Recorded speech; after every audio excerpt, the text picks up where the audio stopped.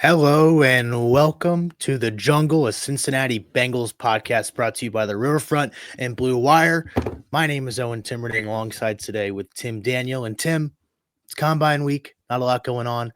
Really another step closer to his big time in the NFL season, which is draft prep. But I know we said we were going to talk about the Combine, but I have one thing. Are the Bengals going to find their next John Ross here at this Combine? Is someone going to blow them away with their athleticism that they'll waste the first round talent on them? You certainly hope not, man, because this is kind of the risers and fallers area of the draft prep. So, yeah, I really hope not. I hope if they're going to find someone that's going to be on board, they're Tyler Eifert, who, Mm-hmm. they're healthy Tyler Eifert, I should say. Just the kind of no one really thought they were going to take that guy, and Yeah, he went to the Pro Bowl and he was really good. it was really good. Add 6-7 more years to it. Hopefully Yeah. it's cool. So, but yeah, man, excited to be talking a little draft prep. We took the training wheels off you today, so it's Hey, game time for Owen today.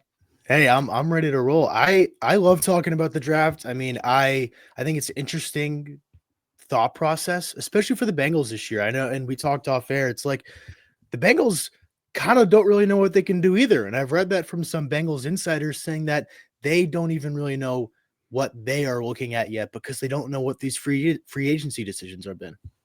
Yeah, that's certainly kind of the vibe you get because Mm-hmm. it's obviously the big one that we keep talking about, the T. Higgins scenario. Which, look, one way or another, he's on the roster, Yeah, so we don't have to go through like the extension conversation right now. They got it tagged. He's gonna be a Bengal next year, one way or another. Um, totally. and then what happens with Trey Hendrickson and blah blah blah blah blah, and then of course all the roster cuts that we've all speculated on, and it certainly makes this conversation probably a little premature just because we have to get through one part to get to this. But we can at least try to have a conversation about it to say, like, these are guys we've been seeing mocked in Mm-hmm. this range, or people we've talked to. I told you right before we got on air, I called my cousin. My cousin's been a Bengals season ticket holder since Riverfront Stadium. Not saying like meaning Synergy Field, like literally when it was Riverfront Stadium before it turned into Synergy Field, through all the way to Paul Brown to Paycor. He has been there. So I had to get his thought process on a bit as well. And he is much better at watching football film than I am. So So, like, really, we thought this would be a good opportunity to just kind of get some names out there, just Mhm. to keep your name get some guys on the radar, because this is all going to start ramping up in the next week or so. I mean, combines this week, and then the draft's going to be here before you know it. But because we're kind of in this crunch time and figuring out what the Bengals are going to look like for next season, I personally worked under the assumption when I'm making my list on a couple roster cuts, not so much the extension part. I kind of operated under the assumption that I have some combination of Hubbard, Kappa, and maybe not even cut, but make Gasecki won't even be here. So that's Mhm. kind of how I went down the line. I don't know what you did. I went with the idea of a lot of the fact that I got to watch Al Golden for 2 years, Mm-hmm. for 3 years run a defense, and kind of see what he likes to do and how that makes sense for the Bengals. So obviously they, in his time at Notre Dame, they blitzed a lot. Their Mm-hmm. whole goal was to get pressure on the quarterback and let their secondary make plays, which they had a very good secondary, Mm-hmm. uh, and they did that a lot. So it was something where it certainly worked really well. So I'm kind of thinking the same of, well, you need guys who are fast, you need guys who are Mm-hmm. physical, and you need, a lot of these guys are aging out. So I Yeah. kind of went the way you did, but I was looking more at the side of like, okay, Jermaine Pratt's not going to be here one way or another. No. He's asked for a trade, which is hilarious because I don't know who's like jumping at the bit to get Jermaine Pratt. Maybe Brian Yeah. Callahan will take him to Tennessee or something. But also, just kind of figuring out, who could potentially fit what they need to do. How Notre Dame really recruited guys on the defensive side of the ball. Oh, and to kind of give you a feel was everyone was physical and fast. And that's kind of what you saw from them. Guys like Bryce Young, who was a freshman. So who is Bryce Young that's NFL ready? Not Bryce Mm-hmm. Young, the quarterback of the Panthers, but Bryce Young, NFL ready style player that the Bengals can really use, that Al Golden's really successful with. Because I do think, barring, some magic free agency, defense is probably the way they're going to go on the draft. I agree, and I think the key point you brought up is NFL ready. The Bengals can't we can't like develop. Yes, these guys are going to be around a little bit, but the window is here probably from here the next 4 or 5 years. Mhm. We can catch those guys right as they're getting into their prime. And that's kind of the thing what the Bengals are looking for. Like you had the liberty of watching Golden at Notre Dame. I've done some reading about him, what he looks like, likes the pressure, and he's familiar with the AFC heavies, as this one article I read said. He knows that the Bengals need to get these big physical specimens, especially on the defensive line where they were so clearly pushed around this past season. And you can find that in this draft. And some stuff I was reading out. This is one of the better interior defensive line, defensive edge guys drafts that I guess scouts have seen in a while. That's certainly the vibe you get when you look at mock drafts. For people like you and I who aren't football scouts, we certainly see a lot of defensive linemen, edge rusher, speed linebacker, you know, Mike linebacker, 4-3 specialist. It's a lot of like, I don't know, maybe it's just from my been playing college football again and recruiting players on there and been having fun with that. It's like those things are jumping out to me a little more when I read about these prospects. But yeah, like you kind of said, you can't miss this one. Like this guy has to be able to contribute immediately because there are so many holes in this defense. And let's go into the assumption that they're probably getting a fully healthy Logan Wilson too, right? Like he's Oh yeah, gonna come back to be who he was. So if they can go, I think for me, I'm just looking at, attacking all three levels of the defense and getting the best players possible you can. totally. I mean, I'll go ahead and get us started. This is a guy we talked about off air. His name is Walter Nolan. He's from Ole Miss. He's 6'3", 300 pounds, measured in today at the combine with the same measurables, if not a little bit better than Geno Atkins, and they play the same position. What are your thoughts on that? I mean, I think that's a pretty good comp that I'll take right from the jump, not knowing a whole lot about him. Yeah, that doesn't hurt. So I really like Walter Nolan because this is a guy I've actually watched some clips on when I saw his name coming up quite a bit. Obviously, you like those guys who are top tier recruits in high school going to college, but super athletic. So you mentioned Geno Atkins, super athletic, super physical, has an ability to get downhill to get in the backfield. Would really help. I like him a lot, but like I talked about with my family earlier, who are much more smart about this than I. Are we going to the assumption BJ Hill's not going to be a Bengal next year? Ooh, I didn't really think about that when I was going through this part of the exercise here. No. But, I'm not saying you had to, but like, no, that's just an interesting point to bring up. Because obviously the two middle D linemen this year, who were rookies, like really stepped up and played really, really well. Yeah. I'm blanking on their names right now. Gosh, me. Johnson and then Jenkins, right? Yeah. Thank you. Those guys like obviously stepped up and really kind of made an appearance, especially Chris Jenkins, and then Johnson from Texas A&M. So, are we kind of going to the game plan there where if they do move on from BJ Hill, which I like BJ Hill, I do too. I love this guy for the Bengals. I think he makes a lot of sense to put next to those guys and kind of have that rotation with Jenkins and Johnson. So, but and I think you got Joseph Asai for another year at least. So, do I have that right? Is he here next year, or is he free? I believe so. Okay, I think he's got one more maybe. So, and then of course you got Big Trey. So yeah, that's a fun defensive line if you bring him in. So totally, and young, and that's the part I like about it. Especially, I was super impressed, especially with the McKinley Johnson at the end of the year. He really stepped up. McKinley Jackson. Yeah, sorry, just looked it up. He was great and was really good. Just adding in, and it was in a limited snap count too. So it's like once he kind of got his shot, he kind of was able to shine. And now that we don't really have to worry about, we don't have to worry at all about Rankins because they cut him. But and I just think that's a good showing from the Bengals early on in this process that they are going to trust these guys that they already drafted. So I agree with you. Like, what is the decision they make with BJ Hill? But I think like from a pure physicality standpoint, how do you pass up on him? Three down guy. He's known he can take double teams. He's going to be on the field, and he's a human specimen. As from everything I've been reading, I think that's kind of hard to pass up. Yeah, absolutely. All right, I'll throw my first name in. Go ahead. And this was one that was brought to my attention as well. And I had to go immediately in Google and watch some stuff and get some numbers on. Mike Green, edge rusher out of Marshall, led the nation in sacks last year. His postseason clips have been very, very impressive. So, very fast, has a quick first step off the line, really physical, and has a tendency to get in the backfield very, very quickly. He's not Myles Garrett by any means, but I don't know. It's as great as this draft is on D lineman. There's no one that is. Yeah. But for sake of if you have him, Jackson, Jenkins, Hendrickson, Wilson, I think from what I saw from him on the very limited tape I had, he's a guy that makes a ton of sense for the Bengals. Now, he's in the situation of will he be there? Yeah. Because he is getting a lot of attention. I've seen him mocked as high to the 49ers in the top 10. I've seen him mocked to the Bengals. I've seen him mocked to the Ravens, which there's no way he's getting that far down the board. But he's a guy that I really like. He's a guy that makes a lot of sense for what the Bengals need. Like I said, Al Golden wants these guys who can get in the backfield really fast, make things difficult, or even on handoffs. So he seems to kind of fit that bill.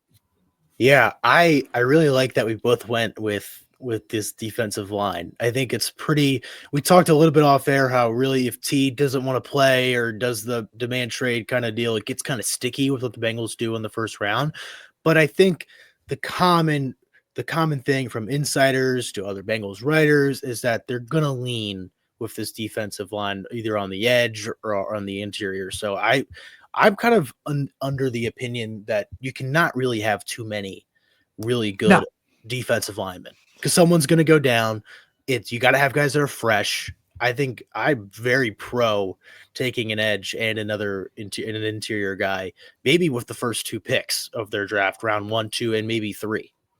Yes, depending on if they can get Xavier Watson or not in round 2. Yeah. That's a homer pick, but also hey, but he's good. He's very good. Yeah. Of course, Xavier Watson, Jordan Battle, that could be pretty fun. Yeah. Depending on what they do with Geno Stone, of course, which I don't think Geno Stone will be on the team next year. I don't know. My gut tells me he's going to be back. You do? That's okay. Gut feeling that he's going to be back. I'm and then give him one more to chance. Yeah, I'm open to it. I just I have nerves because he was really, really bad and for a really long time. He got good down the stretch but I think a lot of that was. I used to joke about Reggie Nelson all the time that I thought he was the guy that was ultimately the right place at the wrong time. He would miss his assignment and then a ball would be underthrown and he'd just be right there for the interception, or he'd be tagging the guy who beat him in coverage and it would be a tip ball and he would find a way to get it. There was one year, I think he had 7 or 8 picks. Yeah. How many of those were he made a play? You know what I mean? That's an interesting point. But I do really like Reggie Nelson, so I should. Oh, it's funny that you say that because I fondly remember Reggie Nelson being like, God, he's got 8 interceptions this year. How did we let this guy walk in free agency? And then he just wasn't really a factor in the NFL after that. Yeah, never saw him again. And this he played for the Raiders with Paul Gunther when he went there. Played for the Raiders. Yeah, played for the Raiders. And I remember, I think he played another game, played against the Bengals a couple of times, and you just didn't really hear anything about him. And it's been great. I've had a lot of this is straying away a little bit, but it's worth talking about because 2013, 15, that era of the Bengals is probably my favorite defensively wise. I think that's kind of and I think that's kind of where we're going to be turning again with how this is going to be with this heavy hitters, AFC North kind of style football. But I just was on Twitter and I just saw the starting lineup from the AFC playoff game against the Steelers, and I was like, goodness gracious, these guys could flat out play. And then that led me down a rabbit hole of seeing what guys are up to. And Pecco's the new D-line coach at Colorado. It's all kinds of stuff. It's glad to see that they're all still kind of around. That's super random. Didn't know about Pecco. Saw it popped up on my feed, and I was like, that's hey, good for him. Did he finally move out of Northern Kentucky? That's as 2 Northern Kentucky guys. It's I saw him at the local Target all the time. All the time. He was a mainstay. I worked at the mall and he would always come in and hang out. Yeah, he was always there. Nicest guy. Dude. Nicest guy. Nicest human being possible. Yeah. Super cool guy. Actually, my senior year of high school came and spoke to my sports marketing class. That's sweet. Yeah. We're getting way off topic, but this is worth talking. If we're talking about Pecco, I have a brother that's a couple years younger than me, and he was the same age as Pecco's son, and they played youth soccer against each other, and this kid was a stud. And Pecco would be at all these games, and it was just U6 soccer. But my brother was pretty solid too, and they'd go one-on-one against each other all the time because they were just bigger and faster than every kid out there. It was hilarious. That is pretty funny. But let's reel it back in. Yeah. Okay. Go ahead. I'm gonna throw this name out there, just get your thoughts on because this is one that came up. Let's say they attack defensive line and off Hmm. the free agency, and let's say Mike Gesicki does not come back. This is all Hmm. hypotheticals right now because that's all we have to work off of.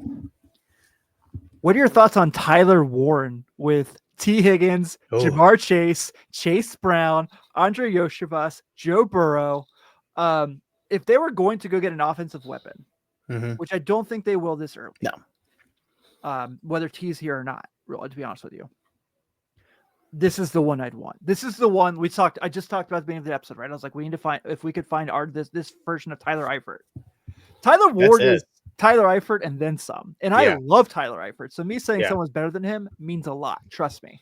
Hmm. But Tyler Ward is like the real deal. So you saw him at Penn State where, yeah, he's obviously the tight end. They split him out where he's in the slot a lot.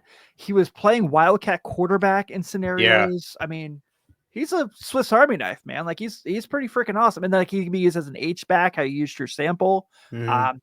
Much better than Drew Sample, obviously. Yeah. So if hypothetically they attack everything on defense and they get their guys in free agency and they could get Tyler Warren. Heck, if they didn't and somehow they got Tyler Warren there at 17 and they don't take him, I'm going to be upset. Yeah, I think it's one of those things where he's just if he's there and these other guys that we've talked about have been taken or there's some concerns that rise in the next couple weeks post combine and post interviews that I am very open. I think it'd be fun. I think he's this incredible guy that you can kind of slide in anywhere, like you talked about. And I just watched some of those Penn State games, and I was like, this would be a nice little piece.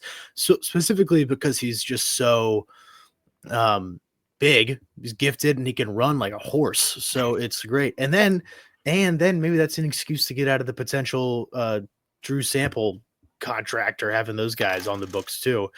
I don't really see a world where that happens just because we've talked ad nauseum since Which the means it's season going to ended. happen. Yeah, exactly. That's what I was thinking. Just like this would be such a Bengals pick, taking or like a even like well, I thought about the draft last year when they took Mims. I didn't really think they were going to go O-line at all, and it's turned out to be a very solid pick that I think will work in the Bengals' favor for the next few years. But we'll just kind of see. I am connected to Mims. We'll piece this together that with Mims from last year, Warren from Penn State. Both guys went to big schools. And that's the other thing I like. And I think that's what the Bengals should do. And they've done in the past. And I think they're kind of going to get back to that again is you got to take these guys from these NFL factories, the Georgias. And that's another guy I had on my list. Two Georgia guys, actually. One that Mel Kiper just listed us on his mock draft. And he only played in like 12 games this year, but his name is Michael Williams or something like that. Texas A&M kid? No, he's a Georgia kid, but okay. he apparently was mocked top 5, even one beginning of the year. And there are some scenarios where he drops back to Cincinnati and we tend to take a home run swing on a guy with such a high ceiling, but he's injury prone, which I'm potentially willing to do because I'm with the talent. And then on the flip side of the ball, this kid is a guard. His name's Tate Ratledge, and he's apparently one of the top pure guard prospects in this year's draft. And his whole thing is that he's big and he fits really right into that AFC North football, and that kind of solves your capo problem too with that interior offensive line. I'm glad you brought him up because I was going to talk about Tyler Buchner from Alabama. Mm-hmm. And, Bengals drafting Alabama players hasn't always gone very well. Yeah. But I think it's time to get away from drafting Michigan players for, a little bit, unless Will Johnson's there, which he's not going to be.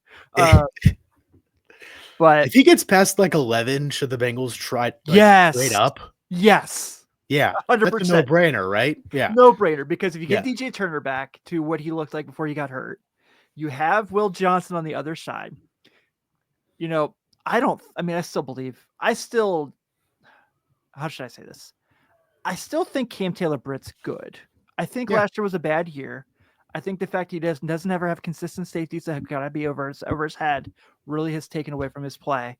But do I certainly think he's certainly athletic enough. We know that. And he does have some Dre Kirkpatrick syndrome to him where he definitely seems to be chasing wide receivers at quite a bit.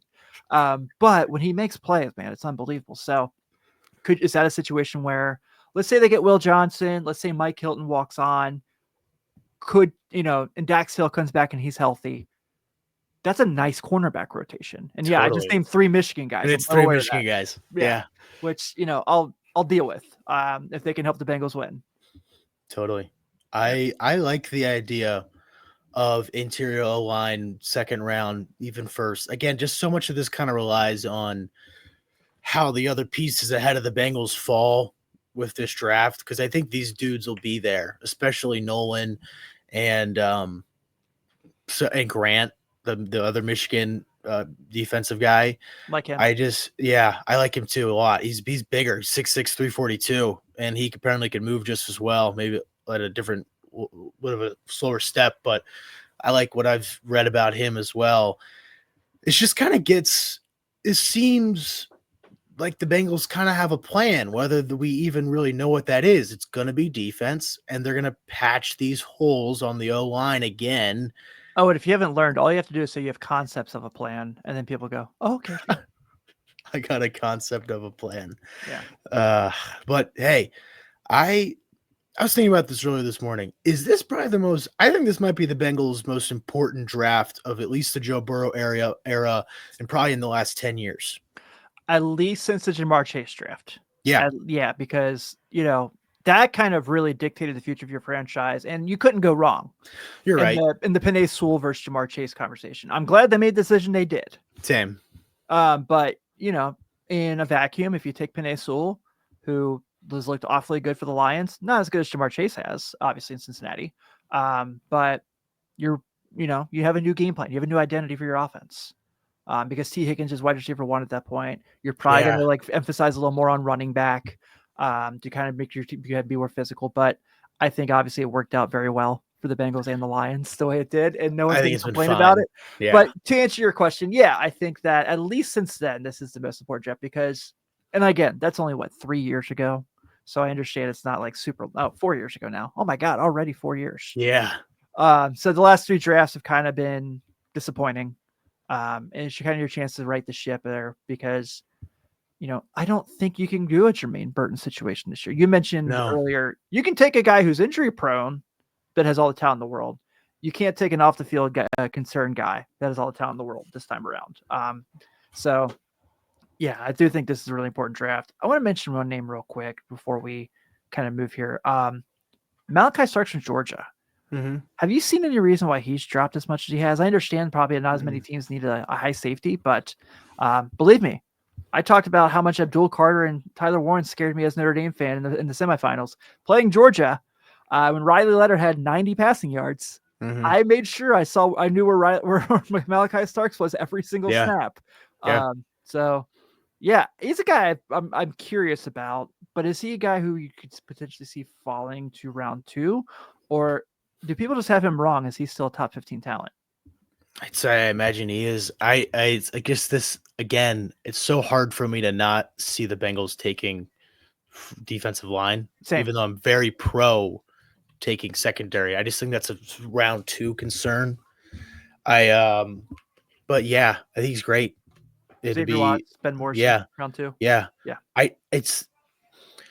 How do I say this without it? It almost sounds like there's enough pieces kind of everywhere at where the Bengals need people, especially on these on the defensive side of the ball, that they can kind of mix and match how they want to do. There's a lot of options out there, is really what I'm trying to say, especially with defensive line and the secondary. What you got to do, and I think that you got to hit a home run with the offensive line selection, whatever. And I think that needs to be in like round 3 at the latest, because once you hit round 4, it's kind of a mixed bag on whether that guy's even going to make day 1 roster. So there needs to be an NFL ready offensive lineman taken by the Bengals in this NFL draft. I agree. Like you said, there's so many names, and we're running low on time today that there's so many more to get to. We haven't talked about the Texas A&M kids. No. Shamar Stewart, who is really kind of making a name for himself. So I will ask you this, Owen. Who's the guy that if they go to the Steelers, it's just absolutely going to break your heart? And mine, I'm going to go and tell you mine first. Go ahead. Mine's Amarian Hampton from North Carolina, the running back. So I played a little bit with North Carolina in college football when I first got the game because I like the unis. And this dude is the real deal in that. So I was like, all right, let me see how he plays in real life. And he is the real deal. So if he somehow at 21 goes to Pittsburgh, I'm going to be crushed and I'm going to be really mad. You know, it'd be about right. And we talked about him earlier, is if Tyler Warren ended up on the My Pittsburgh God. Steelers. You're right. Because that's who it is. End. Yeah. That's who it is. It's the Heath Miller, Pat Fryermuth. It's like the next guy in line. Yeah. That's who it is. And it's gonna happen. So just prepare yourself for that. That's the guy. And that's the Steelers lifer. Yeah. Right. He's from Penn State. Yeah. Absolutely. Yeah. Pat Fryermuth and him being the Penn State guys playing just playing kills the Bengals. Yeah, but I mean, you know, it sounds like they're still game planning on Russell Wilson, so like might not be as bad as we think it is. No, it's not a shame. It's not a shame. That's like the Browns. You and I were talking before we came on air. We both are guys who we like Shedeur Sanders. We think Shedeur Sanders has a possibility to be good. There's things about him that are certainly likable. But number 2 pick in the draft, if you're the Bengals, you probably hope the Browns do because his ceiling feels like it's getting lower and lower as we get closer to the draft. But and you're really hoping that they don't take Abdul Carter. Totally. We you and I are probably in agreement that they're probably taking Abdul Carter. But if they do take a quarterback, which we know the Browns and quarterbacks already, you probably feel pretty good there. Here's what I'm scared about. Baltimore 27. Mm-hmm. That's where I'm scared about the rest of the draft because I don't think the Steelers are like championship contender close. The Browns are very far away, obviously, even no matter what happens with Myles Garrett. What if they go get like Shamar Stewart from Texas A&M? We're screwed. We're screwed totally. Because he's still physical. And here's the other thing about Baltimore is first off, in my lifetime, they don't miss on first round picks. They don't miss on first round picks. And here's the other thing is Baltimore will more than happily jump the Bengals in any sort of trade too. 1,000%. So they are willing to trade and they never miss on these picks. And that's kudos to their scouting department. And I'm sure we've both seen the graphic with the numbers that they have compared to the Bengals scouting team. Yeah. It's night and day. But Lamar, the last pick of the first round, 2-time MVP. And they traded back into that. So it's like they are, I mean, I'm not going to complain about it because I can tip my cap and respect a correctly run organization from that standpoint. But that I'm never worried about a Browns first round pick because that's just what have we? You've shown me nothing. Myles Garrett, there's a Corey Coleman. Yeah. So it's difficult. It's hard for me to look at the Steelers and be like, God damn it, they're gonna get some guy that I liked out of college, and then now I can't root for him anymore. It's stuff like that. So Baltimore is difficult, is a little scary because they're already good. Yeah. And they're in a position where they don't need to patch up as many holes as the Bengals do. So they can go out and get a guy, like you said, like one of the A&M dudes, and just be like, all right, let's keep rolling. Rinse and repeat with how we run this ship here. Yeah, there's been 3 or 4 mocks I've read, and they've all had James Pierce Jr. from Tennessee to Baltimore. And I was like, don't like that. Don't like that at all. Don't like that whatsoever. Don't like that at all. I'm a UK fan, and he destroyed us in that Tennessee game. He was even pretty good in that Ohio State game. Yeah, he was. And I'd hate that. Yeah. Now, not like it. Golly, this is what's going to happen. It's going to be Warren to Pittsburgh, and James Pierce is going to, and then Pierce is going to eat on Baltimore for the next 8 years.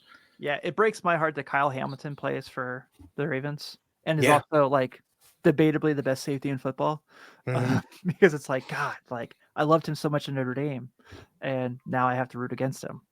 Yeah. Stephon Tuitt, not so much. When he broke Andy Dalton's thumb, he was dead to me. So, yeah. You want to touch on anything before we get out of here? I got nothing. Okay. I got nothing. Yeah. Cool. Well, not to take over Owen's show by any means, but I want to make sure I bring in, so as a Riverfront, we are expanding to bring in some new shows, new audience, and I want to bring in an old buddy of mine, an old coworker of mine that we're going to be bringing on to the team. This is Mike McLaren. So, Mike, welcome to the family. Hey, Tim, Owen, how are you? Good, man. Good. So, Mike is going to be bringing a new show to the Riverfront. It's going to be it's not going to be your typical sports analytics or, strategy space, or he's not going to dive deep into the NFL draft. Like I'm not that guy. Right. But tell us a little bit about the game plan, what the show is going to be, and it's going to be here on the Welcome to the Jungle feed. So Yeah. What we're looking to do on this new show, we're going to be focusing on the culture behind Cincinnati sports. Really what makes these super fans, these brands built around Cincinnati sports tick. We're going to be bringing on people that you've seen on television at tailgates, people you've seen in the crowd, super fans you might see on social media, influencers. I want to talk to some brewers, some people in the industry around like food and beverages that mean so much to Cincinnati sports fans. We're going to start off really kind of in that Bengals wheelhouse, but as we expand and as we make more of these, we're going to really expand the other sports around the Cincinnati area and bring that local flair and that local flavor to the riverfront. perfect, man. We're excited to bring you on. We're excited to make you be part of the team. It's going to be part of this Welcome to the Jungle feed, and there will be details to follow as we put things together. But yeah, man. Owen, you want to send us out of here? All right, folks. Thanks for tuning in to this week's episode of Welcome to the Jungle. As always, we will hopefully have some emergency podcasts coming in soon about T. Higgins news, but reach out on our socials with any questions, comments about today's show. And thanks for tuning in. Hooday. Hooday. Hooday.